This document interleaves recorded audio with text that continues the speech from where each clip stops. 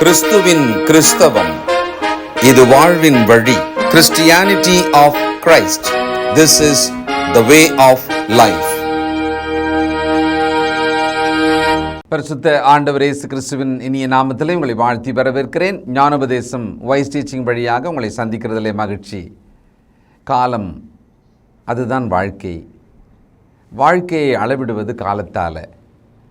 ஒரு மனிதன் பிறக்கிறான், பிறகு மரிக்கிறான். அவனுடைய கல்லறையிலே 2 தேதிகள் இருக்கும், பிறந்ததும் இறந்ததுமாக. இடைப்பட்ட காலம்தான் அவனோட மொத்த வாழ்க்கையும். இப்போ இந்த நேரத்தை வீணாக்காதீங்க அப்படின்னு சொன்னால் வாழ்க்கையை வீணாக்காதீங்க அப்படின்னு தான் அர்த்தம். காலத்தை வீணடிக்கிற ஒருவன் தன் வாழ்வை வீணடிக்கிறான். ஆனால் இது மனுஷனுக்கு ரொம்ப முக்கியமானதாக தெரியாது.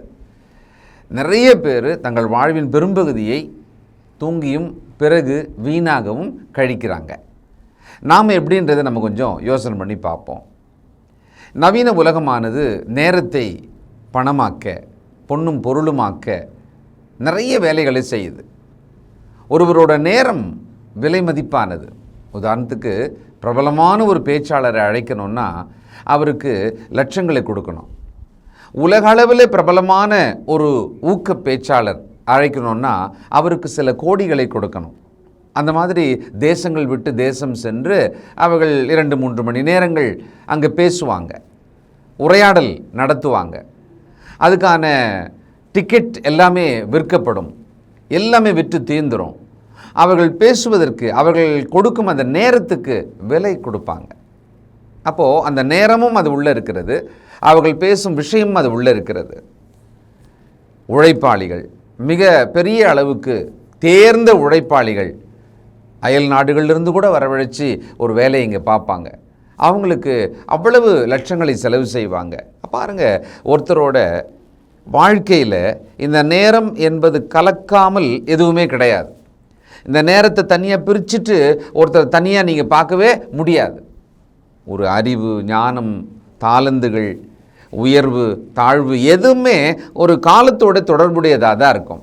அதனால் நாம் வாழ்ந்து கொண்டிருக்கிற இந்த வாழ்க்கையில் நேரத்தை மிக சரியாக வகுத்து நாம் பயன்படுத்தணும், நேரத்தை வீணாக்கக்கூடாது அப்படின்ற ஒரு எளிய அடிப்படை அறிவு இருந்தால் போதும், பெரிய காரியங்களை செய்யலாம், பெரிய மேன்மைகளை அடையலாம்.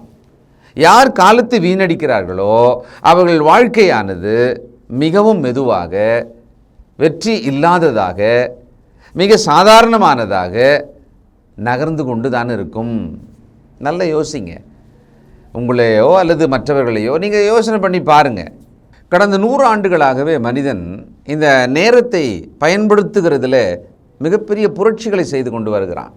உதாரணத்துக்கு, நாம் இங்கேருந்து ஒரு 1000 கிலோமீட்டர் போகணுன்னு சொன்னால் பழைய காலங்களில் ஒரு 3-4 நாள் ஆகும் ரயில் பயணம். ஆனால் இப்பொழுது பார்த்திங்கன்னா ஒரே நாளுக்குள்ளே போயிடலாம். விமானத்தில் போகிறதா இருந்தால் 3 மணி நேரத்தில் போயிடலாம், 2 மணி நேரத்தில் போயிடலாம். நேரத்தை சுருக்கி கொண்டு அதில் பல விஷயங்களை செய்யலாம் அப்படின்னு மனுஷன் திட்டமிடுகிறான். சொல்கிறாங்க இல்லையா, காலம் பொன் போன்றது, காலம் விலை மதிப்பானது, காலம் போச்சுன்னா திரும்ப வராது, திரும்ப கொண்டு வரவே முடியாத ஒரு விஷயம் ஒரு மனுஷனுக்கு எதுன்னு சொன்னால் போன காலம். அதே மாதிரி அதோடு சேர்ந்து போன வாழ்க்கை. இப்போது தேவனை பற்றி நம்ம சிந்திக்கிறதா இருந்தால், இந்த வேதத்தின் முதல் சொல் காலத்தால் தான் தொடங்குது. ஆதியிலே அப்படின்னு தான் தொடங்குது. காலம் தான் அங்கே, இன் த பிகினிங் அப்படின்னு ஆங்கிலத்தில் படித்தா கூட காலம்தான் அங்கே இருக்கிறது. அப்போ நாம் தேவனை தெரிந்து கொள்ளும் போதே தேவனையும் காலத்தோடே இணைத்து தான் நம்ம தெரிஞ்சுக்கிறோம். அவருடைய வெளிப்பாடே அப்படி தான் இருக்குது. அப்போது பாருங்கள், இந்த காலம் என்பது நமக்கு கொடுக்கப்பட்ட இந்த பூமி வாழ்க்கை 80-100 வருஷம்னா எவ்வளோ முக்கியமானது. பிரசங்கி 3ஆம் அதிகாரம் 1 முதல், ஒவ்வொன்றுக்கும் ஒவ்வொரு காலம் உண்டு, வானத்தின் கீழ் இருக்கிற ஒவ்வொரு காரியத்துக்கும் ஒவ்வொரு சமயம் உண்டு. பிறக்க ஒரு காலம் உண்டு, இறக்க ஒரு காலம் உண்டு, நட ஒரு காலம் உண்டு, நட்டதை பிடுங்க ஒரு காலம் உண்டு. இப்படியே வரிசையாக எல்லாத்துக்கும் ஒரு காலம் இருக்குது, எல்லாத்துக்கும் ஒரு டைம் இருக்குது அப்படின்னு சொல்கிறார். சில நேரங்களில் முந்தி செய்யலான்னு நினைக்கும்போது டைம் வரட்டும் செய்யலாம் அப்படின்னு சொல்லுவாங்க. அல்லது தாமதமாக செய்யணும்னு நினைக்கும்போது இப்போவே எதுக்கு தாமதம் பண்ணுற அப்படின்னு சொல்லுவாங்க. பாருங்களேன், நம்ம நேரத்தை வச்சு தான் வாழ்க்கை நாம் எப்படி செய்யணும், என்ன செய்யணும் அப்படின்றத வகுக்கிறோம், திட்டமிடுகிறோம். செய்து கொண்டிருக்கிறோம். இந்த அறிவு தெளிவு இன்றைக்கு பிள்ளைகளுக்கு ரொம்ப தேவைப்படுது. உங்கள் காலத்தை நீங்கள் எப்படி பயன்படுத்துகிறீர்கள்? காலத்தை நீங்கள் நல்லவற்றுக்கு முதலீடு செய்கிறீங்களா அல்லது வீணாக கழிக்கிறீர்களா, வீணாக்குகிறீர்களா? இந்த பதில் மாத்திரம் உங்கள்கிட்ட சரியாக இருக்குமானால் உங்கள் வாழ்க்கை சரியாக இருக்குன்னு சொல்லிடலாம். ஒருத்தர் காலத்தை எப்படி பயன்படுத்துகிறார் அப்படின்றத வச்சு தான் அவருடைய மொத்த வாழ்க்கையும் வாழ்க்கையின் எதிர்காலத்தையும் கூட நாம் சொல்லலாம். தன் நேரத்தை மிக சரியாக தன் கடமை செய்வதற்கு பயன்படுத்துகிற ஒருவர் பின்னாளிலே மிக உயர்ந்த நிலையை அடைவார். தன் காலத்திலே தான் செய்ய வேண்டிய கடமையை செய்யாத ஒருவர் நிச்சயமாக அவருடைய வாழ்க்கையிலே முடக்கப்படுவார். அவருடைய முன்னேற்றம் தடைபட்டிருக்கும். அவர் தான் விரும்புகிறதை கூட செய்ய முடியாது. காற்றிலே ஒரு பதர் பறப்பது போல எந்த திசையும் எந்த இலக்குமே இல்லாமல் அவருடைய வாழ்க்கை மிதந்து கொண்டு போகும். நம்முடைய வாழ்க்கை எப்படி இருக்குது? நாம் நம்முடைய காலத்தை எவ்வளவு வீணாக்கி இருக்கோம்? வருஷங்களை, மாதங்களை, மணி நேரங்களை நம்ம எவ்வளோ வீணாக்கிட்டு இருக்கோம்? இந்த காலத்தை சரியாக பயன்படுத்தணும் அப்படின்ற ஒரு உற்சாகத்தை நாம் பெற்றுக்கொள்ளக்கூடாது, அல்லது ஒரு ஜாக்கிரதையை பெற்றுக்கொள்ளக்கூடாது. அப்படி இல்லைன்னா வாழ்க்கை வீணாயிடும். இது முடிஞ்சால் பாருங்கள், ட்ரை பண்ணுங்க அப்படின்ற விஷயமே கிடையாது. You must. நாம் கண்டிப்பாக காலத்தை உணர்ந்து தான் வாழ்ந்தாக வேண்டும். சங்கீதம் 90:4, உமது பார்வைக்கு 1000 வருஷம் நேற்று கழிந்த நாள் போலவும் ராஜாமம் போலவும் இருக்கிறது. பாருங்க, தேவனை பொறுத்த வரைக்கும் காலம் அப்படின்றதோட பார்வை அவர் மைண்டில் இருக்கிறதுன்றது வேற. நமக்கு கொடுக்கப்பட்ட இந்த காலம், அதை பற்றிய அறிவு, பார்வை நமக்கு வேற. இது நம்ம முதல்ல புரிஞ்சுக்கணும். தேவனுக்கு 1000 வருஷம் நேற்று அப்படின்னு போயிட்ட ஒரு நாள் மாதிரியான். ஏன்னா அவர் காலத்துக்குள்ளே வச்சு நம்ம பார்க்கவே முடியாது. காலம் கடந்தவர் அப்படின்றதுனால தான் கடவுள் அப்படின்ற ஒரு வார்த்தை இருக்கிறது. நித்தியத்திலிருந்து நித்தியமாக, ஏன்னா காலத்தின் தொடக்கம் தெரியாது, அதனால தான் தேவனோட தொடக்கம் நமக்கு தெரியாது. ஆதியும் அந்தமுமாக நாம் தேவனை விசுவாசிக்கிறோம். ஆண்டவர் இயேசு அவர் அல்ஃபாவும் ஒமேகாவும் இருக்கிறார் என்று வேதம் சொல்லுது. ஆனால் அதோட தொடக்கம் என்ன தெரியாது நம்மளுக்கு. அது காலம் அப்படின்ற ஒரு விஷயந்தான். ஆதியிலே, இந்த பிகினிங், இவ்வளோதான். அது எப்போதைய பிகினிங்கிறது நமக்கு தெரியாது. அப்போது இந்த காலம் அப்படின்றத நாம் ரொம்ப உயர்ந்ததாக நினச்சி அதை மதித்து நம்ம வாழணும். எப்படி பணம் ரொம்ப முக்கியம், அதை பார்த்து சரியாக செலவு செய்யணும், சேமிக்கணும், வளர்க்கணும், இன்னும் பெருக்கணும். அதை மாதிரி தான் காலம் கூட. இதை நீங்கள் இன்க்ரீஸ்லாம் பண்ண முடியாது. கொடுக்கப்படும் காலத்தை சரியாக பயன்படுத்தணும். இது ஒன்று தான் நம்மகிட்ட சான்ஸே. இது நமக்கு புரியணும். காலத்தை இன்னும் கொஞ்சம் வளர்த்துக்கலாம், பெருசாகிக்கலாம். உங்களுக்கு 24 மணி நேரம் போதும், இவனுக்கு 20 மணி நேரம் போதும், இவங்களுக்கு 40 மணி நேரம் ஆக்கிடலாம், அப்படிலாம் ஒன்றும் பண்ணவே முடியாது. எல்லா மனிதருக்கும் கொடுக்கப்படும் காலம் என்கிற அளவு ஒன்றுதான். அவரவர்கள் எப்படி அதை பயன்படுத்துகிறார்கள் என்பதை பொறுத்து தான் வாழ்க்கை அமையும், வாழ்க்கை நல்லா இருக்கும். 2 பேதுரு 3:8. பிரியமானவர்களே, கர்த்தருக்கு ஒரு நாள் 1000 வருஷம் போலவும் 1000 வருஷம் ஒரு நாள் போலவும் இருக்கிறது என்கிற இந்த ஒரு காரியத்தை நீங்கள் அறியாதிருக்க வேண்டாம். அப்போது சிலவற்றை நாம் மனசில் வச்சுக்கணும் எப்போவுமே அப்படின்ற மாதிரி ஒன்று தான் இந்த விஷயம். இது உங்களுக்கு தெரியாமல் இருக்கக்கூடாது. என்ன?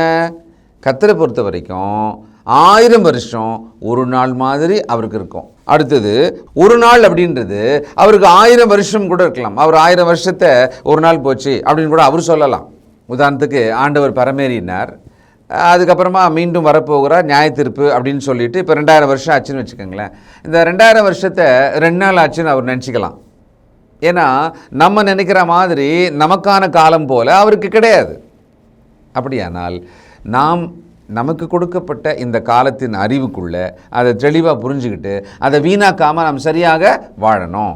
எபிரேயர் 13:8, இயேசு கிறிஸ்து நேற்றும் இன்றும் என்றும் மாறாதவராக இருக்கிறார். மனுஷனை சொல்ல முடியுமா? முடியாது. ஆனால் தேவனை சொல்லலாம். அதனால் ஆண்டவர் இயேசுவை பற்றி சொல்லியிருக்கிறது நேற்றும் இன்றும் என்றும் மாறாதவர். முக்காலமும், இது நமக்கு தெரிஞ்சது முக்காலம்ன்றது, அதுக்குள்ளே மாறாதவராக இயேசு இருக்கிறார். இதெல்லாம் சத்தியம். ஆணி அடித்த மாதிரி இதெல்லாம் நம்ம மனசில் எப்போவுமே வச்சுக்கணும். காலத்தை பற்றிய அறிவு தெளிவு ஒரு கிறிஸ்தவருக்கு ரொம்ப முக்கியமாக தேவை. பூமியில் ஒரு சாதாரண மனுஷனுக்கு ரொம்ப முக்கியமாக தேவை. காரணம் என்னென்னா, இந்த காலத்தை நாம் எப்படி பயன்படுத்திக்கிறோம் அப்படின்றது தான் வாழ்க்கை.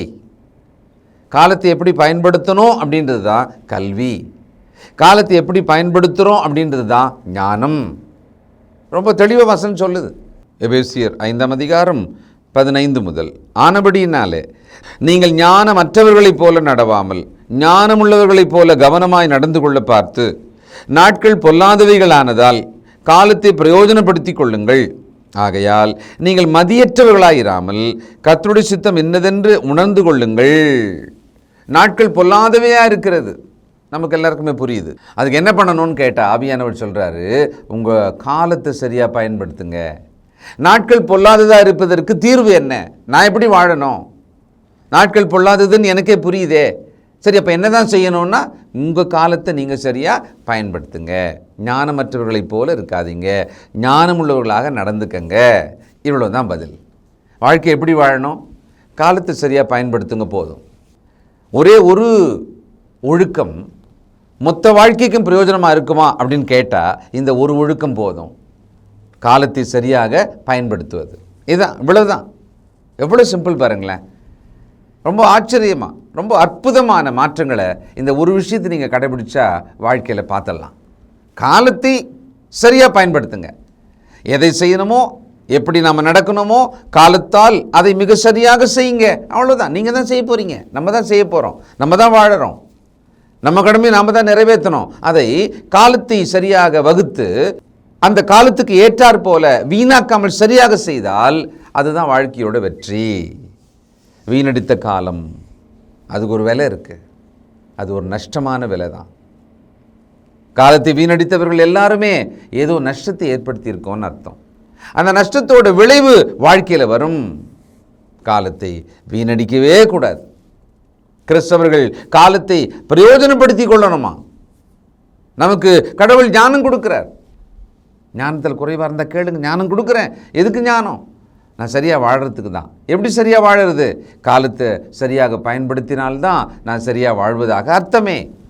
கொலோசியர் 4:5 புறம்பே இருக்கிறவர்களுக்கு முன்பாக ஞானமாய் நடந்து காலத்தை பிரயோஜனப்படுத்தி கொள்ளுங்கள். ரிடீம் யுவர் டைம் அப்படின்னு இருக்கு.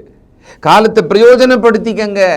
காலம் போயிட்டே இருக்கும், டிக் டிக் டிக் டிக்னு காலம் போயிட்டே இருக்கும், நொடி நொடியாக போகும். அது நிமிடங்களாக போயும், மணி நேரங்களாக கரைஞ்சிரும், தெரியவே தெரியாது. ஆற்றுல தண்ணி ஓடுற மாதிரி நேரம் ஓடிட்டே இருக்கும். சொல்கிறாரு, புறம்பே இருக்கிறவர்களுக்கு முன்பாக, இந்த உலக ஜனங்களுக்கு முன்பாக. நம்ம எப்படி வாழ நினைக்கிறோம்? இந்த தலைமுறை உலகத்தாரை போல வாழணும், அதான வாழ்க்கை. அவங்க எப்படி வாழறாங்களோ நம்ம அப்படி வாழணும். தேவனுடைய பிள்ளைகள் அப்படி வாழ முடியாது, வாழவும் கூடாது. புறம்பே இருக்கிற உலகத்தாருக்கு முன்பாக நீங்கள் ஞானமுள்ளவர்களாக நடந்து காலத்தை பிரயோஜனப்படுத்தி கொள்ளுங்க. நீங்கள் என்கிட்ட இப்போ கேளுங்களேன், ஒரே ஒரு அட்வைஸ் சொல்லுங்கள், என் வாழ்க்கை நல்லா இருக்கணும். இதுதான் அந்த அட்வைஸ். காலத்தை பிரயோஜனப்படுத்துங்க. இந்த ஒன்று மட்டும் பிடிச்சிக்கோங்களேன் தயவுசெய்து. செஞ்சீங்களேன் உங்களுக்கே உற்சாகம் வரும். அப்படியா, இவ்வளோ சிம்பிளா அப்படின்னு நீங்கள் நினைக்கலாம். நீங்கள் ட்ரை பண்ணி பாருங்கள். சேலஞ்ச் பண்ணுறேன். Your life will miraculously change. ஏன்னா இது தேவன் சொன்ன சத்தியம். இது உலகத்தில் நிறைய பேர் இதை நம்புகிறாங்க. நம்பி அவங்கெல்லாம் உயர்றாங்க, அவங்க நல்லா இருக்காங்க. கிறிஸ்துவுக்குள்ளே இருக்கிற நாம் எப்படி இருக்கிறோம்? காலத்தை வீணடிக்கிறவன் தேவநீதியை அவமானப்படுத்திருக்கிறான். அவன் தேவநீதியை வீணடிக்கிறான். அதுதான் அர்த்தம். நமக்கு இப்படி சொன்னால் தான் விளங்கும். உணர்ந்து நம்ம ஒப்பு கொடுப்போம். சின்ன சின்ன விஷயந்தான், முடிவெடுத்தால் போதும், நம்ம வாழ்க்கையில் பெரிய மாற்றத்தை அடையலாம். ஜெபம் பண்ணுவோம். இரக்கமுள்ள பிதாவே, பரிசுத்தர் பரிசுத்தரே, அற்புதமான நம்முடைய வேத வாக்கியங்களுக்காக நன்றியப்பா. இதோ நம்முடைய வார்த்தைகள் ஆச்சரியமாக இருக்கிறது, இவ்வளவு எளிமையாக இருக்கிறது, எங்களால் புரிந்து கொள்ள முடிகிறது. இந்த ஒரு ஆலோசனையினாலே நாங்கள் ஒட்டுமொத்த வாழ்க்கையில் பெரிய மாற்றத்தை கொண்டு வர முடியும் என்று நாங்கள் இப்பொழுது கேட்டோமே. அப்படி வாழ நாங்கள் விரும்புகிறோம்ப்பா. எங்களுக்கு உதவி செய்யும், பலன் தாரும், ஞானம் தாரும். இயேசு கிறிஸ்துவின் நல்ல நாமத்தில் ஜெபிக்கிறோம் பிதாவே, ஆமென்.